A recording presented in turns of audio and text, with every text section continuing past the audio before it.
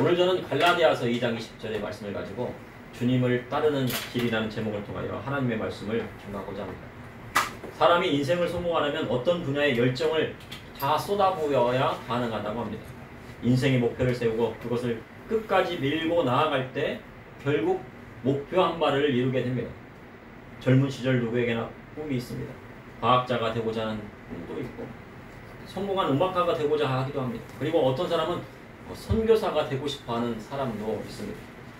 사람이 자신이 가지고 있는 꿈을 정해놓고 그것을 끝까지 밀고 나아가면 결국에 그 분야에서 최고가 되는 것입니다. 그런데 그 꿈을 이루지 못하는 것은 끝까지 하지 않기 때문입니다.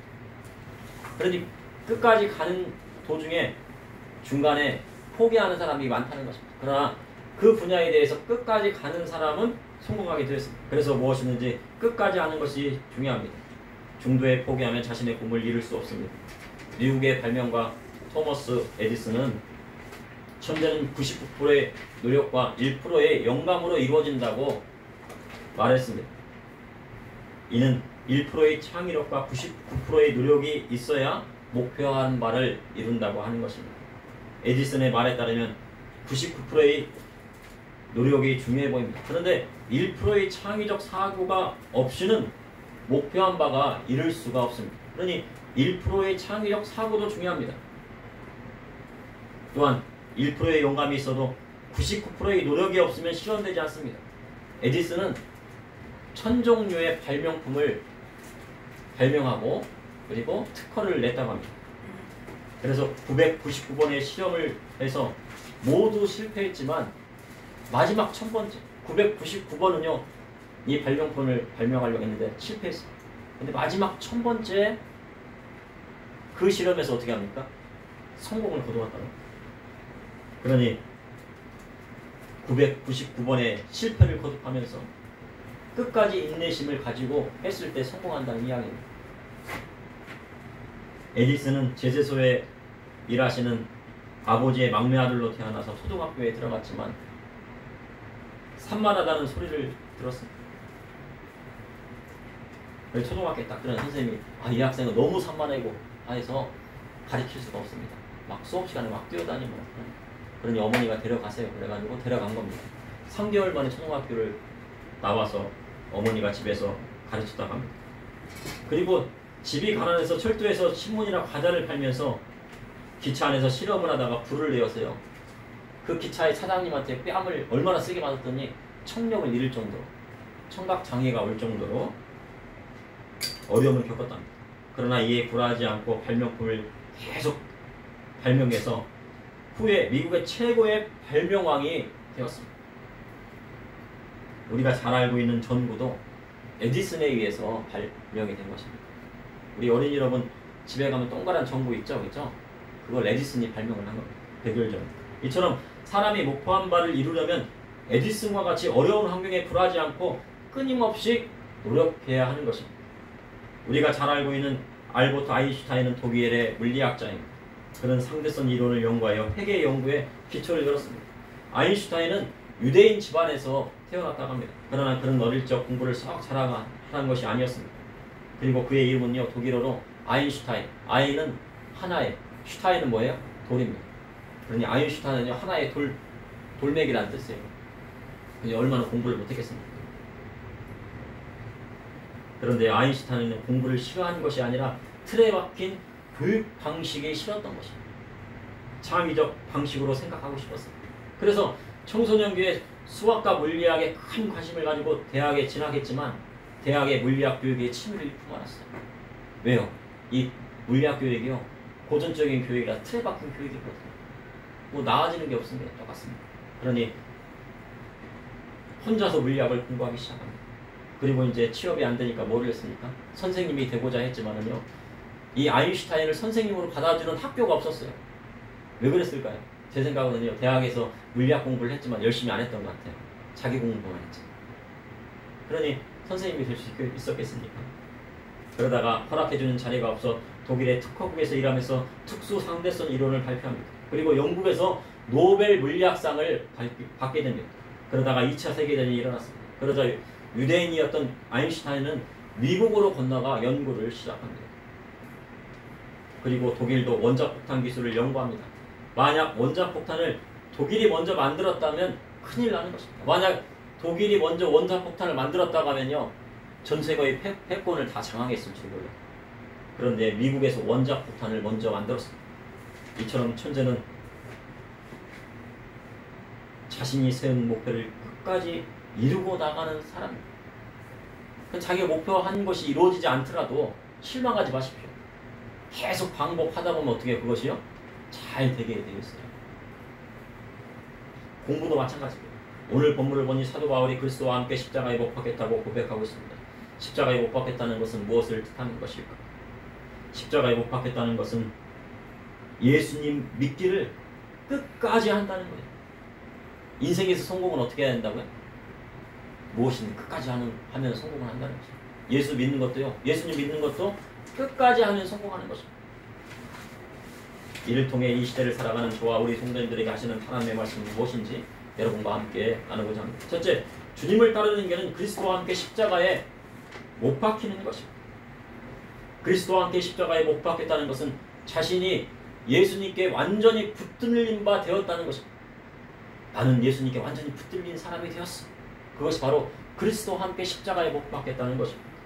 당시 십자가의 형벌은 가장 무서운 처형 방식 중에 하나였습니다. 로마의 무서운 형벌에 세 가지가 있었는데, 첫 번째는 사람을 묻어놓고 머리만 남겨놓는 겁니다. 그리고 온몸을 묻어놓습니다. 그럼 개미떼들이 와서 사람을 먹겠죠. 그럼 죽습니다.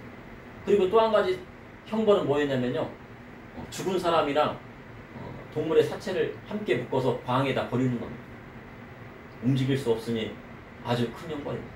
그리고 세 번째는 바로 십자가에 팔과 다리에 못을 박아서 피를 많이 흘리게 한 다음에 죽이는 방법이었습니다. 이 중에서 가장 잔인한 방법은 십자가 처형의 방식이었습니다. 그러니 이 십자가는요, 예수님께 달려 돌아간 십자가인데 형벌의 형틀이었습니다. 특별히 로마는 식민지를 관할하기 위해 강력한 형벌을 내렸습니다. 그래서 살인 강도를 저지르거나 정치범으로 반란을 일으킨 사람들은 십자가형에 처했습니다. 그러나 예수님은 아무 죄가 없으심에도 빌라도가 밀란이 일어날까봐 하여 대제사장과 그 무리의 뜻대로 십자가에 내어준 것입니다. 그로 인하여 우리 주님 골고다 언덕을 오르시고 인류의 모든 죄를 대속하시기 위해 십자가시였습니다. 그래서 십자가는요, 사형틀입니다. 우리가 목걸이를 하고 다니는데 이는 사람을 처형하는 사형틀이었습니다. 십자가에 달리면 손과 발이 못이 박혀 움직일 수 없고 도망칠 수가 없습니다. 결국 십자가에서 피를 다 쏟고 나서야 내려올 수 있는 것입니다. 내려올 때는 어떻게 내려오는 거예요? 죽어야 내려오는 것이 바로 십자가의 형틀이었습니다. 결국 십자가에서 피를 다 쏟고 내려와야 하는 것입니다. 그러니 사도 바울이 십자가에 못 박혔다고 한 것은 정말 예수님처럼 십자가에 못 박혔다는 뜻이 아니라 주님께 붙들린 바가 되어 자기 마음대로 움직일 수 없는 자가 되었다는 것입니다. 그리스도와 함께 십자가에 못 박혔다는 것은 자기 마음대로 움직일 수 없는 사람이 되었다는 것입니다. 그러니 그리스도의 말씀으로 예수님 말씀대로 움직이는 사람이 되었다는 것입니다. 다시 말해 그리스도의 종이 되었다는 뜻입니다. 예수 그리스도의 종 바울은 사도로 부르심 받아 하나님의 복음을 위하여 택정함을 입었으니, 로마서 1장 1절에 바울은 예수 그리스도의 종이 되었다고 말씀하고 있습니다. 그러니 그리스도와 함께 십자가에 못 박혔다는 것은 세상을 사랑할 때 예수 그리스도의 종이 되었다는 말씀인 것입니다. 우리는 보통 갈라디아서 2장 20절을 찬양할 때 크게 의미를 두지 않고 찬양할 때 있습니다. 내가 그리스도와 함께 십자가에 못 박혔나니, 이렇게 쉽게 찬양합니다. 그런데 이 찬양의 가사 안에는 아주 심오한 뜻이 있는 것입니다. 내가 그리스도와 함께 십자가에 못 박혔다는 것은 이제 내가 세상을 살아갈 때 내 뜻을 모두 버리고 예수 그리스도의 복음의 말씀대로 살아가기로 작정했다는 것입니다. 사도 바울이 청년 시절 예수 믿는 자를 핍박하기 혈안이 되어 다메섹으로 가던 중 환상 중에 예수님을 만나고 눈이 멀어버렸습니다. 그래서 3일 밤낮을요 금식하고 성으로 들어가 아나니아라 하는 예수님의 제자의 안수를 받고 눈에 비늘이 벗어지고 밝히 보게 되었습니다. 그러다 나가서 복음을 전하자 유대인들이 그를 죽이려 했습니다. 그러자 사람들이요 광주리에 사울을 달아서요 도망치게 합니다. 사울은요 은혜를 받았다고 이리저리 다니며 복음을 전했지만요 이때는 진정으로 그리스도와 함께 십자가에 못 박힌 상태가 아니었습니다. 우리가 처음 예수님을 믿을 때 성령 받으면 이제 모든 것이 다 된 줄 알고요 절제하지 못하고요 기뻐서 이리 뛰고 저리 뜁니다. 처음 성령 세례 받으면요 성령 체험하면요 막 기뻐가지고요 막 방언을 하는데 막 밤새도록 방언을 하고요 다른 사람들이 막 야 절제 이제 집에 가야지 하는데도 막 그냥 계속 방언을 막 기도하고 막 좋아서 막 날뛰고 막 그런데 그렇다고요 우리의 신앙이 그것으로 다 된 것으로 생각하면 안 되는 것입니다. 이제 그 다음 순서가 있는 것입니다. 그 다음 순서가 바로 그리스도와 함께 십자가에 못 박혀야 한다는 것입니다. 그리스도와 함께 십자가에 못 박히지 않으면 자기가 모든 은혜를 다 받은 것처럼 이리 뛰고 저리 뜁니다. 그리고 사형리에 있는 전도지 하나 들고요. 야, 이 전도지 하나 들고 가면 전도를 할 수 있대. 그래가지고 밖에 나가서 안 믿는 사람과요 논쟁하고요 말싸움을 하기 시작합니다. 말싸움 하면 어떻게 됩니까? 결국 그 사람의 영혼을 수렁으로 빠뜨려드리게 하고요. 그 사람으로 그냥 연자맷돌을 달아가지고 막 그냥 바다에 빠뜨린 거와 같은 지경이 되는 거예요. 실족하게 만드는 것입니다. 신앙의 연주에는요 단계가 있습니다. 갈라디아서 1장 17절에 또 나보다 먼저 사도된 자들을 만나려고 예루살렘으로 가지 아니하고 아라비아로 갔다가 다시 담메색으로 돌아간다라. 바울은 주께서 자신을 이방인의 사도로 부르셨다고 성경에 기록하고 있습니다. 그런데 바울은 자신보다 먼저 사도된 자들을 만나려고 예루살렘으로 가지 아니하였다고 말씀하고 있습니다. 그러면 어디로 갔을까요? 바로 아라비아로 갔다고 성경은 기록하고 있습니다. 보통 성경에는 아라비아로 갔다고 합니다. 아라비아는 지금의 사우디 아라비아를 뜻합니다. 사우디 아라비아 서쪽의 사막지대. 그럼 왜 바울은 사우디 아라비아로 갔을까요? 바울은요 훈련 받기 위해서 갔습니다. 내가 그리스도와 함께 십자가에 못 박히기 위해서 갔습니다. 그러므로 주님을 따르는 길은 그리스도와 함께 십자가에 못 박히는 것입니다. 둘째, 주님을 따르는 길은 자기 십자가를 지고 가는 길입니다. 사우디 왕실의 주치의였던 김승학 박사는 시내산이 시나이 반도에 있는 것이 아니라 사우디 아라비아 미디안 광해에 있다고 주장을 합니다. 구약성경 출애굽기에 시내산이 미디안에 있는 것을 근거로 하고 있습니다. 그리고 미디안에 위치해 있는 시내산에는 라우스산과 호렙산이 있고 르비딤 반석들이 발견되고 있다고 합니다. 보통 우리가 알고 있는 시나이 반도에는요 시내산에 어떤 흔적이나 유물도 발견되지 않고 있습니다. 그런데 아라비아 반도 서쪽에 있는 미디안에는 산이 있는 그 정상에 시커멓게 탄 자국이 있다고 됩니다.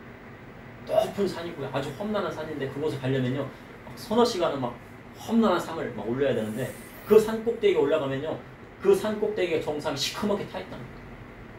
왜 시커멓게 타 있어요? 하나님의 영광이 그곳에 내렸잖아요. 불이 막 임했잖아요. 여기 시커멓게 타 있죠.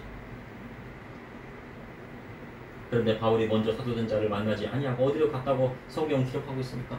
김승학 박사님이 말씀한 대로 이 아라비아, 바로 아라비아로 갔다고 하는 것입니다.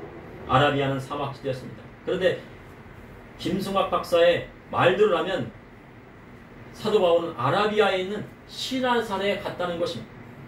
그럼 사도 바울이 왜 시내산에 갔을까요? 바로 훈련받으러 간 것입니다. 아라비아 사막에서 금식하고 훈련받기 위해 나간 것입니다. 세례 요한이 사역을 할 때 어디에 있었습니까? 광야에 외치는 자의 소리가 있어 회개하라 천국이 가까이 왔느니라. 바로 메마른 광야에 있었습니다. 사료 세례 요한에 먹은 것은 메뚜기와 석청이었습니다. 메뚜기는 곤충이고 석청은 꿀입니다. 그런데 이 석청이라는 단어가 하루보라는 단어입니다. 근데 이 하루보는 석청이라는 뜻도 있지만 꿀이라는 뜻도 있지만 쥐염열매라는 뜻도 있습니다. 그러니 광야에 나가서 세례 요한은 메뚜기와 쥐염열매를 먹었다는 말씀도 되는 것입니다. 그런데 요단강에서 물세례를 베풀며 이스라엘 자손에게 하나님 앞에 회개할 것을 선포하였습니다. 예수님께서 본격적인 사역에 들어가시기 전에 광야에서 40일 밤낮을 줄이고 금식하셨습니다. 광야 가운데요 햇볕이 막 내리쬐는 그런 가운데에서 예수님께서 어떻게 해요? 40일 동안요 물 한 모금 마시지 않고 금식하셨다고 성경에 들어가고 있습니다. 물 한 모금 마시지 않고 금식했다고요 죽음에 이른다는 것입니다. 그러나 사단의 유혹에 넘어가지 않으시고 말씀으로 이기시고 승리하셨습니다. 그리고 본격적인 공생의 사역을 하신 것입니다. 갈라디아서 1장 18절에 그 후에 3년 만에 내가 게바를 방문하려고 예루살렘에 올라가서 그와 함께 15일을 머무는 동안, 그러니 바울이 아라바에 3년을 머문 다음 게바 즉 베드로를 만나러 예루살렘에 올라가 15일간 머물렀다고 성경은 기록하고 있습니다. 그리고 21절에 그 후 내가 수리아와 길리기아 지방에 이르렀으나, 바로 15일간 게바를 만난 다음에 어디 갔습니까? 길리기아와 수리아 지방에 있었다고 하는 것입니다. 그러니 11년 동안 사도 바울의 고향 길리기아 다소에 묻혀 살았다는 거예요.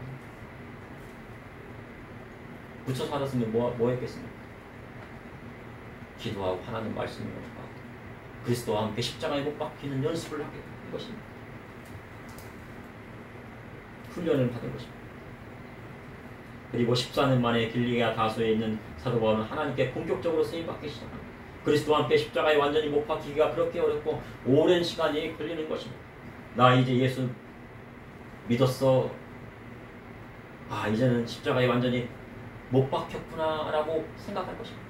근데 그것은요, 처음 예수 믿고 초신자로 있다가 이제 성장이 시작하면 그때부터요 연단의 과정이 오는 것입니다. 우리 믿음의 성도님은 초신자가 아닙니다. 그러니 이제 그리스도와 함께 십자가에 못 박히고 그리스도의 말씀대로 나아가야 되는 것입니다. 모세가 하나님께 완전히 순종하고 변화받기까지는요 40년이 걸렸습니다. 그가 하나님의 말씀으로 변화받기는 40년이 걸렸습니다. 그리고 그 후에 80세가 되어서야 하나님께 붙들림 바 되어서 쓰임받게 된 것입니다. 마태복음 17장 24절에 이에 예수께서 제자들에게 이르시되 누구든지 나를 따라오려거든 자기 일을 부인하고 자기 십자가를 지고 나를 따를 것입니다. 그리스도와 함께 십자가에 못 박힌다는 것은 자기를 부인하고 자기 십자가를 지고 예수님을 따른다는 것입니다. 쉽게 말해 그리스도의 복음의 말씀대로 살아낸다는 뜻입니다. 그리스도의 복음의 말씀대로 살지 않으면 그리스도와 함께 십자가에 못 박혔다고 할 수가 없습니다. 십자가에 못 박힌 사람은 팔과 다리가 고정이 되어서 움직일 수가 없습니다. 십자가에 손과 발이 못이 박혔는데 어떻게 손과 발이 따로따로 이렇게 움직일 수가 있겠습니까? 그런데 그리스도와 함께 십자가에 못 박혔다고 하면서 팔다리가 마음대로 움직이면 그것은 진정으로 그리스도의 말씀에 붙들린 자가 아닙니다. 그러니 그리스도와 함께 십자가에 못 박혔다는 것은 자기의 생명을 내놓을 만큼 예수님을 따르겠다는 것입니다. 마태복음 11장 25절에 예수님께서 자기 십자가를 지고 나를 따르라 하신 후의 말씀에, 그 다음 말씀에 누구든지 제 목숨을 구하고자 하면 잃을 것이요 누구든지 나를 위하여 제 목숨을 잃으면 찾으리라. 이는 주님께서 하신 말씀입니다. 자기 십자가 지라 하신 다음에 하신 말씀이 누구든지 나를 위하여 제 목숨을 잃으면 찾으리라 하신 것입니다. 그러니 그리스도와 함께 십자가에 못 박힌다는 것은 마음을 다하고 목숨을 다하고 힘을 다하여 그리고 뜻을 다하여 하나님을 사랑한다는 뜻이 되는 것입니다. 셋째, 주님을 따르는 길은 예수님을 믿는 믿음 안에 사는 것입니다. 갈라디아서 2장 22절에 내가 그리스도와 함께 십자가에 못 박혔나니 그런즉 이제는 내가 사는 것이 아니요 오직 내 안에 그리스도께서 사시는 것이라. 이제가 내 육체 가운데 사는 것은 나를 사랑하사 나를 위하여 자기 자신을 버리신 하나님의 아들을 믿는 믿음 안에 사는 것이라. 그리스도와 함께 십자가에 못 박혔다는 것은 예수님께 완전히 붙들림 바 되어 세상을 자기 뜻대로 사는 것이 아니라 예수님의 뜻대로 산다는 것입니다. 그럼 주님 뜻대로 산다는 것은 무엇입니까? 그리스도의 복음의 말씀대로 살아낸다는 것입니다. 그러니 육체 가운데 사는 이 세상을 우리를 사랑하사 자기 자신을 버리신 하나님의 아들 즉 예수님을 믿는 믿음 안에서 산다는 것입니다. 그리스도와 함께 십자가에 못 박혀 산다는 것은 결코 쉬운 일이 아닙니다. 나는 이제부터 그리스도와 함께 십자가에 못 박혀 살 것이야. 그런데 그것이 결코 쉬운 일이 아니에요. 그러나 우리 안에서 예수 그리스도께서 살아계시면 그것을 가능하게 하는 것입니다. 요한복음 15장 5절에 나는 포도나무에 너희는 가지라. 그가 내 안에 내가 그 안에 거하면 사람이 열매를 많이 맺나니 나를 떠나서는 너희가 아무것도 할 수 없느니라. 주는 포도나무고 우리는 가지가 되었습니다. 그러니 포도나무에 가지가 붙어 있으면 그 포도나무 뿌리에서부터 그리고 그 나무에서 오는 진액을 먹고요. 이 가지에서 열매를 맺히게 되는 것입니다. 풍성한 열매를 맺을 수 있게 되는 것입니다. 그러니 포도나무이신 주님께 붙어있는 자가 바로 그리스도와 함께 십자가에 못 박힌 사람입니다. 그럼 그리스도와 함께 십자가에 못 박힌 사람을 어떻게 구별해야 됩니까? 아, 이 사람은 그리스도와 함께 십자가에 못 박혔구나. 어떻게 구별합니까? 그것은 바로 열매로 구별하는 것입니다. 좋은 나무에는 좋은 열매가 열리고 가시나무에는 열매가 맺히지 않고 가시가 나와 사람을 찌르고 아프게 합니다. 그러니 그리스도와 함께 십자가에 못 박힌 사람은 그 열매로 그 사람을 알 수 있는 것입니다. 그럼 열매는 무엇입니까? 바로 성령의 9가지 열매를 맺고 있는가를 보면 그리스도와 함께 십자가에 못 박혔는지 알 수 있는 것입니다. 사랑과 기락과 화평과 자비와 양성과 오래 참음과 충성과 온유와 절제, 이것은 바로 그리스도의 인격과 성품의 열매인 것입니다. 교회 안에서 정치하고 내가 크냐 하면요, 그리스도와 십자가에 못 박힌 사람이 아닙니다. 남을 대접하지 않고요, 대접받기만을 바라면 그리스도의 말씀대로 살아가는 사람이 아닌 것입니다. 그럼 청년들이 그리스도와 함께 십자가에 못 박혔다는 것은 무엇입니까? 하나님 말씀대로 순결을 지키고 주님의 영광을 위하여 세상을 열심히 살아가는 것입니다. 자기에게 맡겨진 일을 열심히 해나가는 것입니다.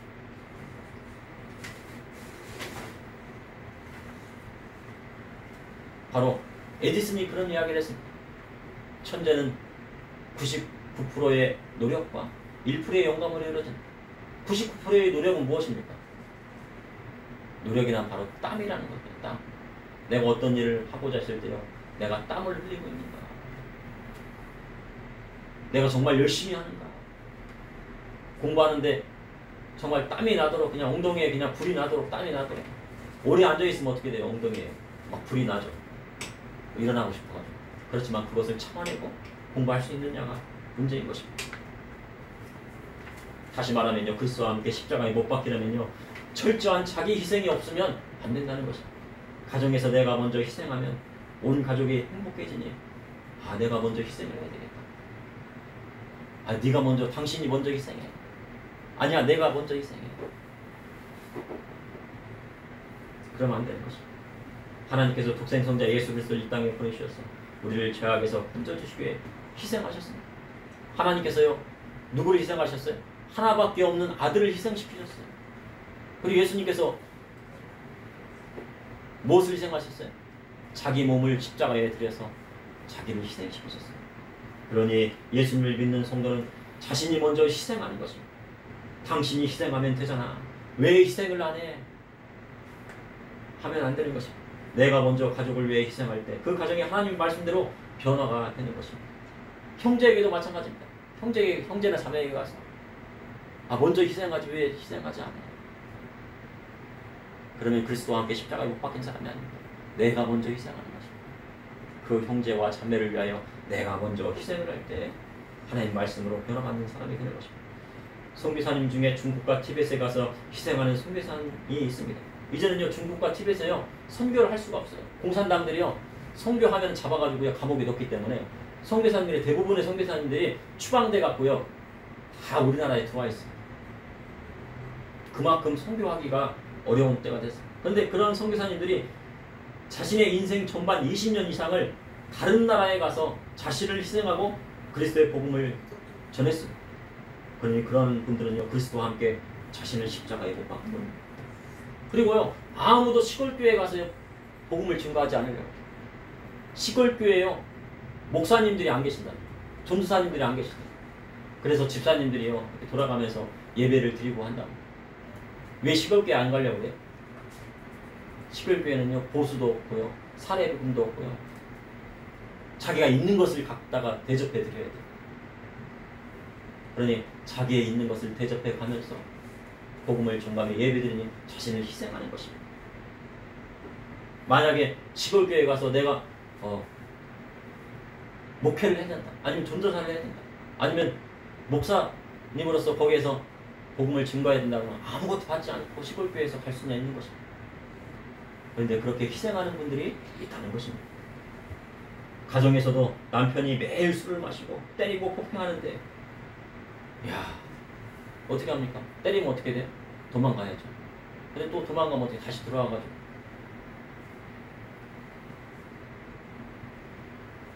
또 가정을 또 지키고, 또 때리면 어떻게 또 도망가, 죽지 않으려고.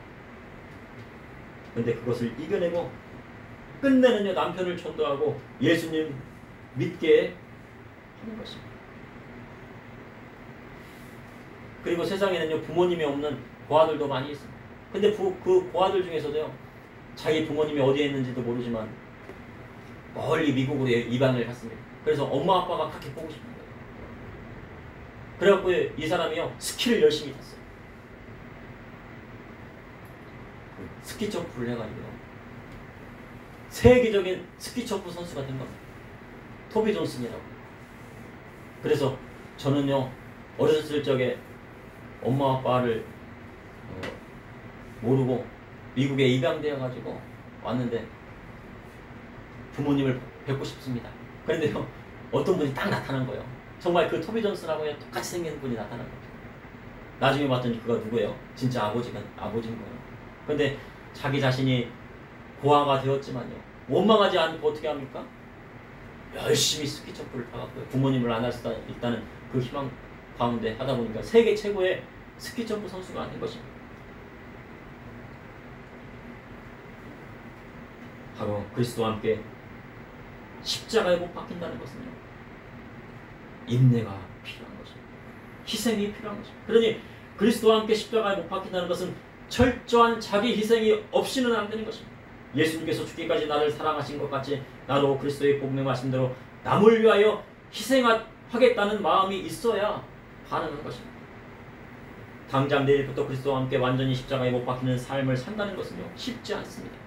사도 바울이 몇 년 걸렸다고 그랬어요? 아라바에서 3년, 빌리기아와 스리아에서 11년, 그리고 14년 만에 비로소 사역을 하게 되니 사도 바울은 14년이 걸렸습니다. 모세는 몇 년 걸렸어요? 자기가 변화받기까지 40년이 걸렸어요. 광야에서. 그러니 믿음의 성도는요 하나씩 신앙의 연단의 과정을 밟아야 한다는 것입니다. 환난은 인내를, 인내는 연단은, 연단은 소망을 이루게 한다고 성경에 말씀하고 있습니다. 그러니 어려움이 와도 인내하고 연단받고 그래야 할 때 천국을 소망하는 삶이 이루어질 때 주님을 따르는 길이 열리게 되는 것입니다. 그러므로 주님을 따르는 길은 그리스도와 함께 십자가에 못 박히는 것입니다. 주님을 따르는 길은 자기 십자가를 지고 가는 길입니다. 주님을 따르는 길은 예수님을 믿는 믿음 안에 사는 것입니다. 그리고 철저한 자기 희생이 있어야만이 이루어지게 되는 것입니다. 잠시 기도하시겠습니다. 사랑해 주님 오늘도 감사합니다. 오늘 늦은 저녁에도 주님을 사랑하여 시간을 희생하고 하나님 우리의 마음을 다 드려서 하나님을 찬양하였습니다. 우리 성도님들 그 마음 가운데 소망하는 것, 천국을 소망하는 그 마음이 있사오니 그 마음 가운데 소원도 이루어 주시고 하나님의 놀라운 축복을 함께하여 주시옵소서. 아픔 가운데 있는 성도님들 있으니까 예수님의 십자가의 보혈의 피로 씻어주시고 발라주시고 덮어주셔서 낫게 되는 놀라운 기적의 역사 일어나게 하여 주시고 주님의 놀라운 신유의 능력이 나타나고 아버지 하나님 온전케 되는 역사가 일어나 하나님 앞에 영광을 쓰도록 인도하여 주시옵소서. 주님 어른 성대부터 어린아이까지 함께하여 주시고 특별히 어린아이들에게 지혜와 원초를 허락하여 주셔서 이 나라를 이끌어가고 이 민족에게 그리스도의 복음의 말씀으로 변화시킬 수 있도록 주님 그들을 써주시고 인도하여 주시옵소서. 예수님의 이름으로 기도합니다. 아멘.